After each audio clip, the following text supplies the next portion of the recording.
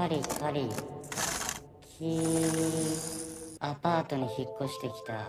だけどそこは角部屋で、壁の奥からかすかに何かを引っかく。 Kisah akan berfokus kepada seorang konten kreator bernama Amamiya. Saat ini, ia dan rekannya bernama Yanagi baru saja menyelesaikan proses syuting untuk video terbarunya, di mana tema yang mereka miliki adalah konten horor, mengalami penurunan sangat drastis, sehingga untuk menaikkan trafiknya lagi, mereka mulai memikirkan konsep misteri yang lebih menarik untuk penonton. 雨宮さんさ、ここ最近動画の再生数すぐ停滞してない？ガツンとしたやつくださいよ。 Di tengah percakapan mereka, Yanagi menunjukkan sebuah denah rumah yang akan ia beli bersama istrinya, di mana menurutnya rumah tersebut sudah sangat cocok, apalagi lokasinya yang dekat dengan kantor. Namun berbeda dengan sang istri yang berpendapat lain setelah melihat kejanggalan di denah terkait sebuah ruangan kecil yang tidak memiliki pintu. 見てここ、台所とリビングの間になんかすごい気持ち悪いって言って。 Keesokan harinya, Amamiya mengunjungi rumah itu karena penasaran sekaligus membuat konten mengenai rumah tersebut. Dan di saat sedang asik-asiknya mengambil video, ia melihat sosok perempuan berdiri tepat di depan rumah, menatap bangunan itu dengan tatapan aneh dan langsung pergi setelah menyadari keberadaannya.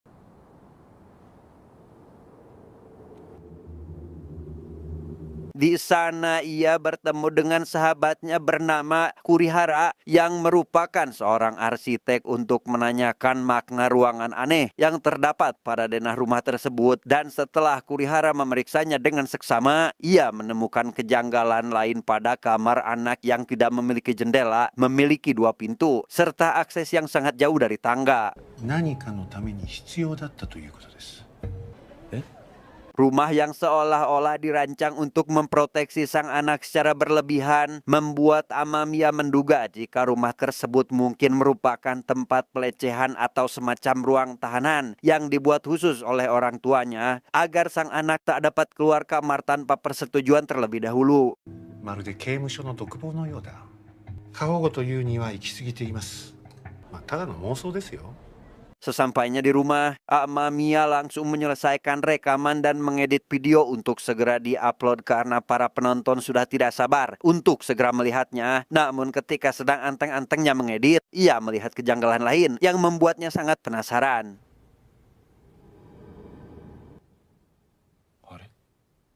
Keesokan harinya, Amamiya kembali menemui Kurihara untuk memberitahukan kejanggalan yang ia temukan semalam. Ketika denah lantai atas dan bawah ditumpuk, ia menyadari bahwa ruangan aneh itu berada tepat di bawah kamar anak dan kamar mandi di lantai 2. Keduanya sejajar dengan 2 sudut dari ruangan tersebut membuat Amamiya menduga jika di kamar anak terdapat lubang tersembunyi di balik lemari, maka kamar mandi juga memiliki lubang serupa yang mengarah ke ruangan itu. Melihat hal itu, Kurihara mulai memprediksi bahwa seorang tamu yang sedang berada di kamar mandi rumah itu bisa saja dibunuh oleh pemilik rumah menggunakan jalan rahasia yang ada di kamar anak. Ia pun menyimpulkan bahwa rumah tersebut digunakan oleh pemilik sebelumnya sebagai tempat untuk membunuh manusia. 殺人のために作られた家だということです。殺人のため？まさか。 Tengah percakapan, Amamiya menerima telepon dari Yanagi yang mengabarkan bahwa ia batal membeli rumah itu setelah mendengar berita penemuan mayat tanpa tangan kiri di hutan dekat rumah tersebut. Merasa tertarik untuk menelusuri lebih lanjut, Amamiya mengajak Kurihara untuk menyelidiki lebih dalam tentang rumah itu. Namun Kurihara menolak dengan alasan bahwa setiap rumah memiliki rahasianya masing-masing. 詳しく調べましょう。いや、ここまでにしておきましょう。それぞれの家にはそれぞれの秘密がありますから。 Amamiya memutuskan untuk mengunggah video tentang rumah itu dengan lokasi yang sudah disamarkan. Penonton yang penasaran dengan kelanjutan misterinya mengomentari konten itu dengan berbagai macam spekulasi. Namun Amamiya yang tidak memiliki informasi baru untuk melanjutkan kontennya itu salpok dengan satu pesan dari seseorang bernama Miyayuki mengatakan bahwa ia mengetahui sesuatu tentang rumah tersebut. Keesokan harinya, Amamiya kedatangan Yuki yang sebelumnya telah membuat janji untuk menjelaskan yang ia ketahui dan menyetujui pembicaraannya direkam. Ia menceritakan jika suaminya bernama Kyoichi Miyae mengatakan akan pergi ke rumah temannya yang berada di Saitama. Namun sejak saat itu, ia tidak pernah kembali lagi. Sampai beberapa bulan kemudian sejak itu, polisi menemukan jenazah di dekat rumah tersebut yang setelah tes DNA, jenazah itu ternyata suaminya dengan kondisi tanpa telapak tangan kiri. 左手首が Selesai rekaman, Yuki meminta Amamiya untuk menelusuri rumah itu untuk mencari pembunuh suaminya. Ia memberikan sebuah denah rumah baru berlokasi di Tokyo yang ia temukan. Di area dekat rumah itu, yang besar kemungkinan pemilik rumah sebelumnya telah pindah ke rumah yang berada di Tokyo ini. 夫のことで何か手がかりが見つかるのではと思って雨男さんに。 Saat denah tersebut diperiksa oleh Kurihara, ia menjelaskan bahwa denah ini hampir sama seperti rumah yang ada di Saitama, yaitu menyembunyikan kamar sang anak, ruang kecil misterius, dan kamar mandi yang terhubung dengan ruang kamar anak. Seolah-olah rumah ini juga dirancang untuk membunuh seseorang. じゃあこの家も殺人のために作られた家。可能性はゼロではありません。 Amamiya melihat hasil rekaman untuk mulai mengedit video wawancara Yuki. Namun ia dibuat heran setelah melihat rekaman videonya mengalami error ketika diputar. Tak lama setelah itu, rumahnya mati lampu secara tiba-tiba, tidak menyala. Meskipun ia sudah mencoba menyalakannya berulang kali.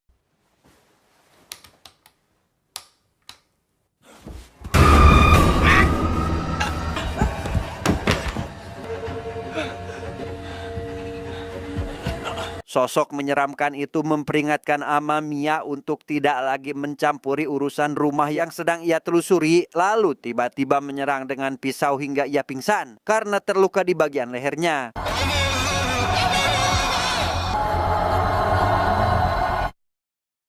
Siuman dari pingsannya, Amamiya mendapati luka di lehernya sudah dibalut oleh plester. Sementara Kurihara yang tiba-tiba ada di sampingnya menjelaskan bahwa Yanagi juga ditemukan tergeletak di depan pintu dalam kondisi seperti orang kerasukan. Melihat kondisi Yanagi yang aneh dan tampaknya akan pergi, Kurihara kembali mengingatkan Amamiya untuk tidak main-main dengan rumah itu. Namun Amamiya bersikukuh untuk tidak menyerah begitu saja. Bahkan ia tak keberatan untuk melakukan penelusuran rumah sendirian. Keesokan harinya, Amamiya mengunjungi rumah itu bersama Yuki untuk merekam beberapa klip video. Mereka masuk ke sebuah kamar anak yang berdasarkan denah memiliki 2 pintu. Begitu masuk, mereka menemukan bercak darah dan sayatan seperti bekas pisau di lantai kamar, serta sebuah lubang di bawah lemari yang tampaknya seperti jalan rahasia sesuai dengan yang sudah Amamiya perkirakan.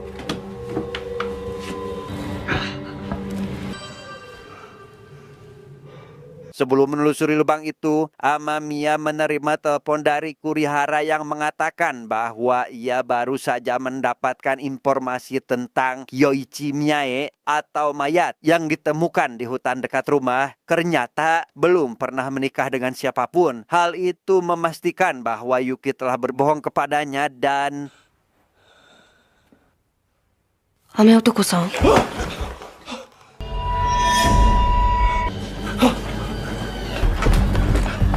Keluar dari rumah, Amamiya berlari ke arah wanita yang merupakan tetangga di sana, memintanya untuk segera memanggilkan polisi. Namun si tetangga yang baru melihat mereka pun merasa heran mendapati mereka keluar dari rumah itu dengan Yuki yang langsung pergi setelah melihat Amamiya yang seolah memberitahu sesuatu kepada si tetangga.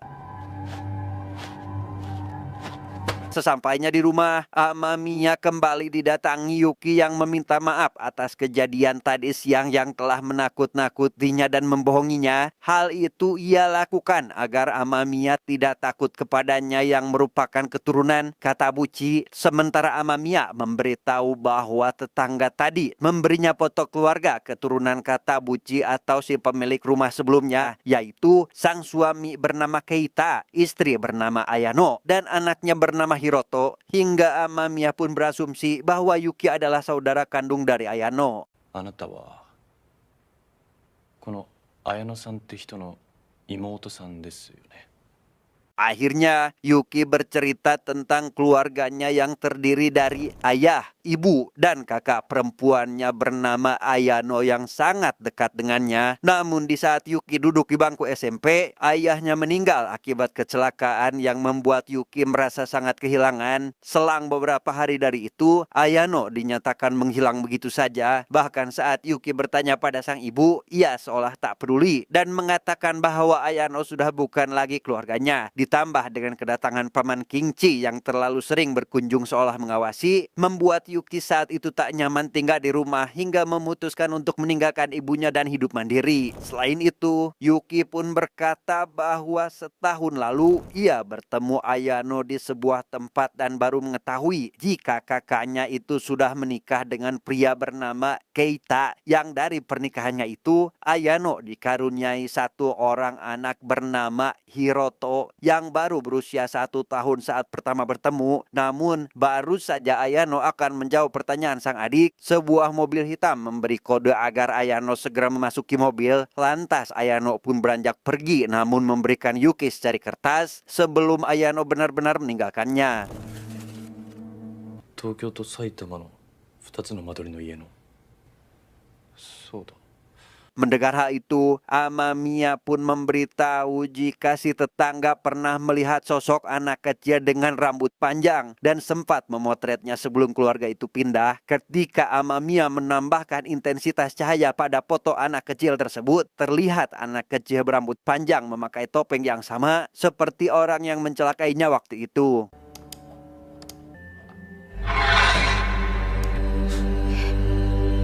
この仮面の顔。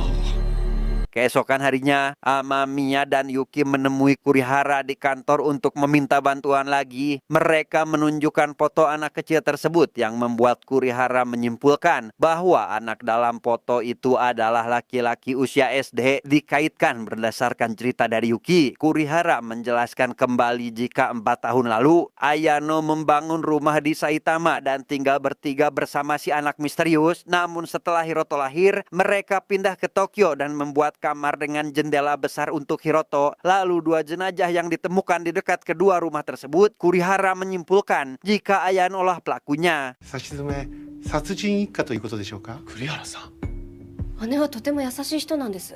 そんなことできるはずがありません。 Mendengar hal itu, Yuki langsung menyangka karena ia merasa kakaknya orang baik dan tidak mungkin melakukan hal itu. Kemudian ia menambahkan bahwa saat masih kecil, ia dan keluarganya pernah tinggal di rumah utama Katabuchi yang sama-sama berbentuk aneh. Ketika digambarkan ulang, Yuki meyakini bahwa ibunya tahu sesuatu tentang rumah dan keberadaan kakaknya saat ini. 私の母が何か知ってるかもしれません。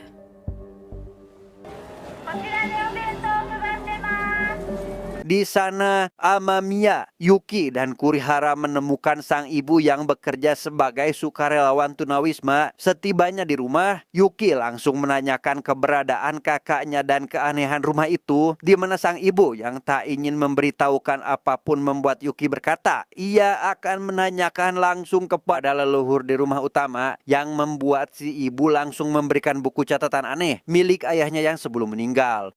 あなたのお父さんが残したノート。事故で亡くなったんじゃないのよ。あの家は呪われてる。綾乃のことも何もかも。 Sepulang dari rumah ibunya, Yuki memutuskan untuk pergi ke rumah utama Katabuchi sendiri karena ingin mencari keberadaan sang kakak, di mana Amamiya yang merasa khawatir dan penasaran dengan keluarga itu pun meminta untuk ikut bersama Yuki, berbeda dengan Kurihara yang memilih tidak ikut dan kembali ke rumah si ibu dengan alasan ada yang ketinggalan.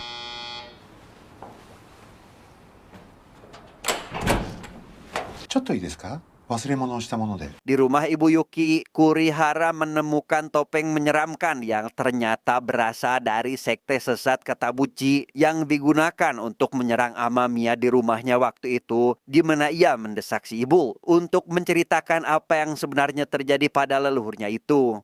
本家には一体何があるんですか？ Sesampainya di rumah utama Katabuchi, Amamiya menyiapkan GoPro untuk memulai merekam isi dari rumah itu. Dimulai dari koridor rumah, kuil Buddha, dan bagian-bagian kamar yang gelap seolah tak ada seorang pun yang tinggal di rumah tersebut. Tetapi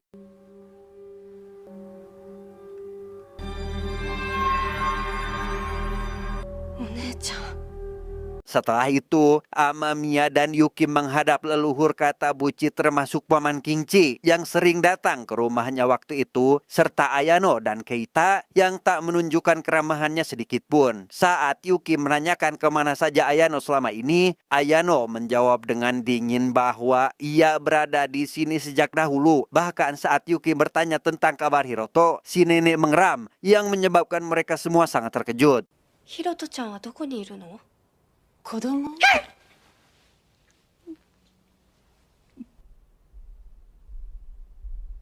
Singkat cerita, malam pun poek. Yuki yang baru siuman mendengar cerita Kurihara dari ibu Yuki yang ternyata dulunya leluhur Katabuchi memiliki pembantu bernama Takama Ushio yang dicintai oleh kepala keluarga itu hingga hamil. Sang istri sah yang marah besar pun kerap menyiksa Ushio sampai keguguran dan bunuh diri dengan memotong tangan kirinya. Namun setelah Ushio meninggal dengan cara yang mengenaskan, anak dari istri sah Katabuchi lahir dengan cacat tanpa memiliki tangan kiri, ditambah kerabat Katabuchi yang satu persatu meninggal dengan cara yang tak wajar, sehingga dari semua kejadian itu mereka mempercayai jika semua kesialan itu berasal dari kutukan Takama Ushio.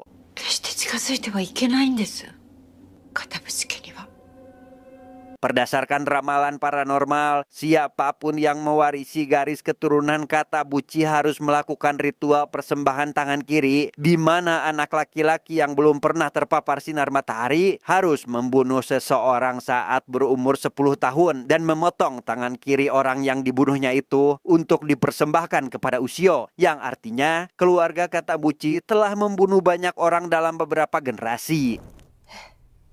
だったら姉も危険なんじゃすぐに探さないと。 Melihat denah rumah utama yang dibuat Kurihara secara manual, ia memprediksi jika rumah utama pun akan memiliki ruang rahasia seperti pada dua rumah Ayano, di mana Kurihara mengira ruang tersebut akan berada di bagian belakang kuil Buddha, yang setelah diperiksa ternyata kuil Buddha tersebut merupakan pintu rahasia, tepat seperti apa yang Kurihara perkirakan.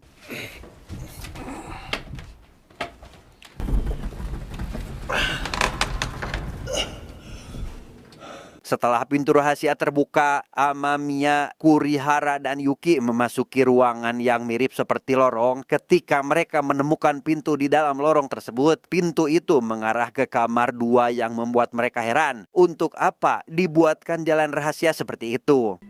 昔の失踪事件も我々は今触れてはならない人の闇に触れてしまっています。 Menggunakan kamera sebagai sumber pencahayaan, Amamiya, Yuki, dan Kurihara memasuki lorong lagi untuk membuka pintu lain. Mereka menemukan ruang yang lebih mirip gua dengan tembok batu yang dipenuhi ukiran tangan kiri berjajar di lemari, lalu menemukan lukisan Ushio dengan tangan kiri manusia yang sudah kering berada di bawahnya. Selain itu, mereka mendapati seorang anak kecil memakai topeng terkurung dalam penjara yang langsung menghampiri dengan langkah sempoyongan, tetapi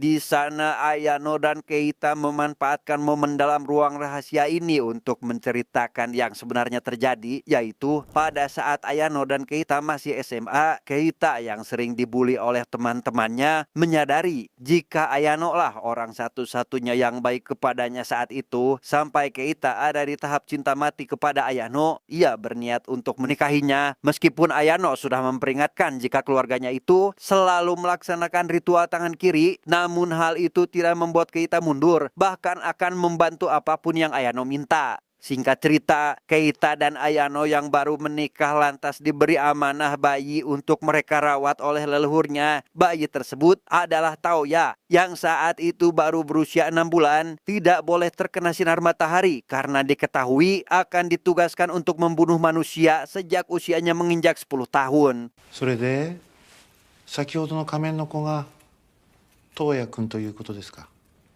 はい。あの2つの家は殺人のための家なんでしょ。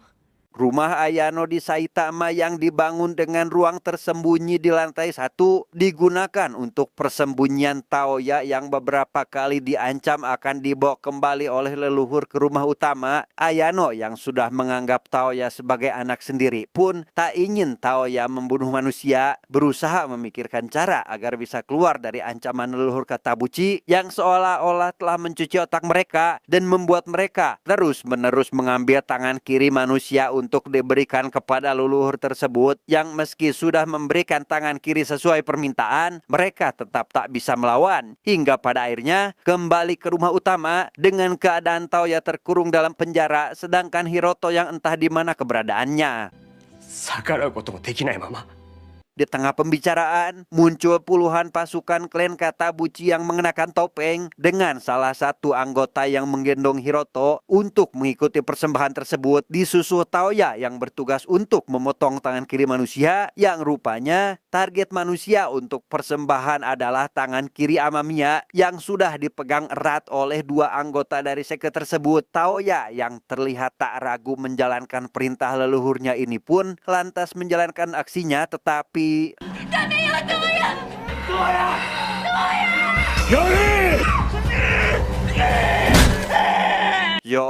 Taoya yang seharusnya melakukan ritual dengan benar justru memplesetkan paku tersebut ke tanah, mengejutkan leluhur dan pamannya yang langsung membentak Taoya karena merasa ia tak dapat dipercaya. Melihat hal tersebut, Keita lantas melawan orang yang memegangnya dan memberikan Taoya kepada Ayano untuk diamankan, sementara Keita membabi buta menyerang paman Kintai menggunakan kapak. Pada momen itu, Amamiya menjatuhkan kuil persembahan Ushio yang membuatkan Katabuchi diam seakan kebingungan karena persembahan kali ini tidak seperti biasanya memberi kesempatan untuk Ayano, Yuki, Amamiya, Kurihara, dan Taoya yang sudah menggendong Hiroto untuk pergi meninggalkan tempat ini, namun mereka masih menyadari jika Keita masih dihadapkan dengan paman Kintai pun merasa tak tega untuk meninggalkannya. Namun Keita meminta agar tidak menghiraukan dan segera pergi dari tempat ini.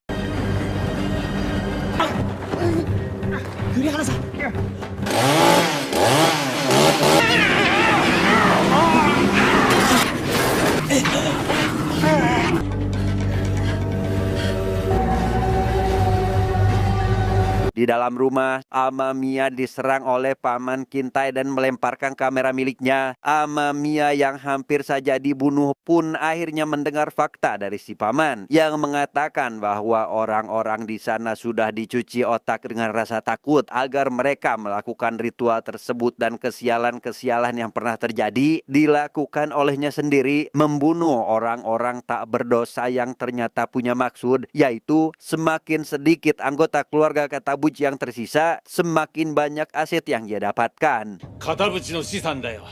だからあのバカな当主に従ってるだけだ。死ね。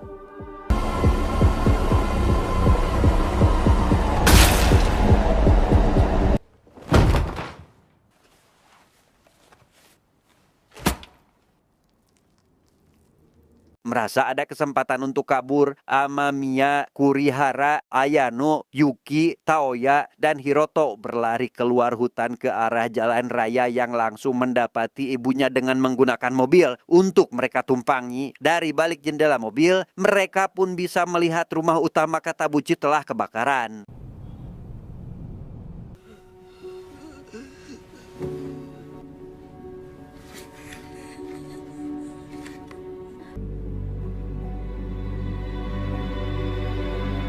Singkat cerita, Ayano melakukan rekaman dan menceritakan hal sebenarnya tentang Kyoichi. Saat itu, Ayano dan Keita mengunjungi rumah Koichi yang ternyata sudah tergeletak diduga karena serangan jantung dengan obat-obatan yang sudah berserakan di lantai kamarnya. Pada kesempatan itu, mereka memutuskan untuk menggunakan Koichi sebagai subjek ritual. Akan tetapi, di saat mereka mengatakan untuk menunda waktu ritual, leluhur sudah menerima tangan yang membuat mereka curiga sehingga meminta mereka untuk segera kembali ke rumah utama. Sementara siluet yang dilihat oleh tetangga sebenarnya adalah Toya yang sedang berusaha menenangkan Hiroto yang sedang menangis ketika Ayano dan Keita sedang pergi, di mana Ayano yang mengetahui jika jasad suaminya tidak ditemukan di lokasi kebakaran meyakini jika suaminya itu masih hidup dan akan menunggu berharap Keita masih dalam keadaan selamat.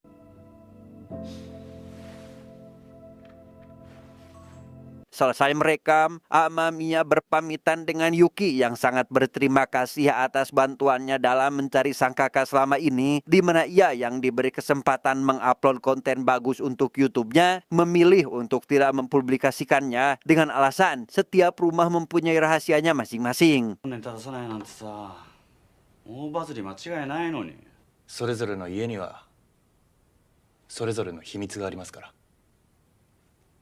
ああ。 Setelah semua berakhir, kita akan diperlihatkan dengan keanehan yang terjadi di rumah Amamiya. Di balik denah rumahnya ditemukan sebuah ruang kecil yang ketika sisi temboknya diperiksa, muncul banyak belatung dari sela-sela tembok itu. Sementara di sisi lain, percakapan Ayano dan ibunya yang terdengar oleh Yuki secara diam-diam membahas tentang persembahan tangan kiri yang akan dilaksanakan beberapa bulan lagi, di mana si ibu meminta untuk Ayano tidak khawatir karena ia sendiri akan mengurusnya, sambil menatap ke arah para tunawisma seakan menjadikan mereka sebagai target. Hal itu membuat Yuki yang mendengarnya meringkak seawak-awak.